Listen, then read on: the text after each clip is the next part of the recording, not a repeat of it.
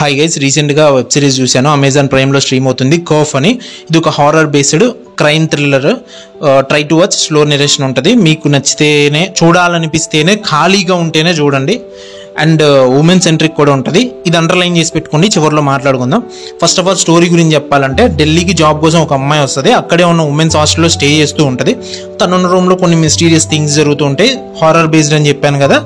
So ఆ mysterious things జరగడానికి reason ఏంటి అంటే, అదే రూమ్లో ఒక అమ్మాయి తను ఉండడానికంటే ముందే యాక్సిడెంట్లో చనిపోతుంది. సో అది యాక్సిడెంటల్గా జరిగిన యాక్సిడెంటా, లేదంటే కావాలని ఎవరైనా చంపారా, ఇలాంటి విషయాలన్నీ ముందుకెళ్ళే కొద్దీ తెలుస్తూ ఉంటాయి.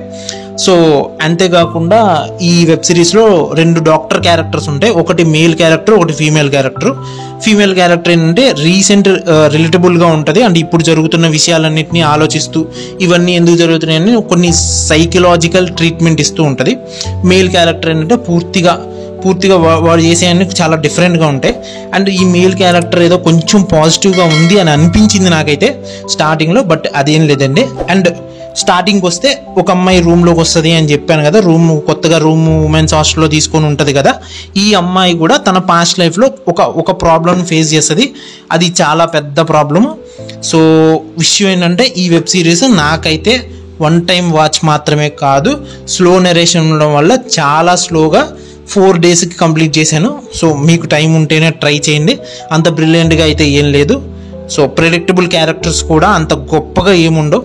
ఏదైనా కొత్తగా టచ్ చేస్తారేమో అనుకున్నాను, పోయే కొద్దీ ఒక్క పాయింట్ కూడా నాకైతే ఎక్కడ కొత్తగా అనిపించలేదు. So try to watch. ఇంకా మన పాయింట్ ఆఫ్ వ్యూలో మాట్లాడుకుందాం. ఈ వెబ్ సిరీస్లో యాక్ట్ చేసింది ఆడవాళ్ళే, రాసింది ఆడవాళ్ళే. అండ్ ఫుల్ వెబ్ సిరీస్ మొత్తం ఆడవాళ్ళు, వాడు పడుతున్న కష్టాలు, ఈ పాయింట్స్ని టచ్ చేస్తూనే మగాళ్ళు ఆడాలని ఎంత నీచంగా చూస్తున్నారు అంటే, క్లియర్గా చెప్పాలంటే ఒక్క పాజిటివ్ మేల్ క్యారెక్టర్ కూడా ఉండదు. ఆ డాక్టర్ అనే క్యారెక్టర్తో ఫస్ట్ 2 ఎపిసోడ్స్లో ఏదో పాజిటివ్ క్యారెక్టర్ని బ్లెండ్ చేశారేమో అని అనుకున్నాను, అంతే. పోయే కొద్దీ అది కూడా పూర్తి నెగిటివ్ క్యారెక్టర్ అయిపోద్ది.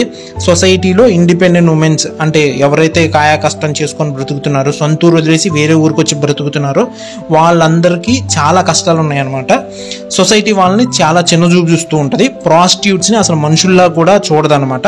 ఇటువంటి మగాళ్ళ ప్రపంచంలో ఆడవాళ్ళకి ఎక్కడా కూడా సేఫ్టీ లేదు. And I'm reminding you guys, web series మొత్తం ఢిల్లీలో జరుగుతూ ఉంటుంది. అండ్ ఢిల్లీలో జరిగిన 15 సంవత్సరాల క్రితం ఢిల్లీలో జరిగిన ఇన్సిడెంట్ మనందరికీ గుర్తుంది. ఇప్పటికీ మనం రిమైండ్ చేసుకుంటాం ఆ విషయాన్ని. ఇండిపెండెంట్ ఉమెన్స్ అని చెబుతూ ప్రపంచంలో ఉన్న మగాళ్ళందరూ వేస్ట్ నా కొడుకులని, ఆడవాళ్ళు మాత్రమే గొప్ప, ఈ కైండ్ ఆఫ్ సీన్స్ జరుగుతూ ఉంటాయి. ఇలాంటి ఐడియాస్ మీద వెబ్ సిరీస్ అంటే నా పాయింట్ ఆఫ్ వ్యూలో చెప్పాలంటే, ఇండిపెండెంట్ ఉమెన్స్ మాత్రమే కాదు, సొసైటీలో చాలా మంది మగాళ్ళు కూడా చాలా రకాల కష్టాలు పడుతున్నారు. సోషల్ కాన్ఫ్లిక్ట్స్ పైన, సమాజంలో కొంతమంది మీద జరుగుతున్న అన్యాయాల పైన రాసుకుంటున్నప్పుడు, స్టోరీని డెవలప్ చేసుకుంటున్నప్పుడు పూర్తిగా 1 సైడ్ ఆఫ్ ది కాయిన్ రాయడం అనేది కరెక్ట్ కాదని నా ఫీలింగ్. సో ఇది జడ్జిమెంటల్గా చెప్పడం లేదు, పూర్తిగా పర్సనల్ ఒపీనియన్ మాత్రమే. సో ఫైనల్గా చెప్పాలి అంటే, అమ్మాయిలు ధైర్యంగా ఉండండి, ఇండిపెండెంట్గా ఉండండి. అందరు మగాళ్ళు మోసగాళ్ళేం కాదు, అలాగే అందరు అమ్మాయిలు మంచోళ్ళేం కాదు. ఈ విషయం ప్రతిరోజు మనం చూస్తూనే ఉన్నాం. So be strong, be brave. Bye. Thank you.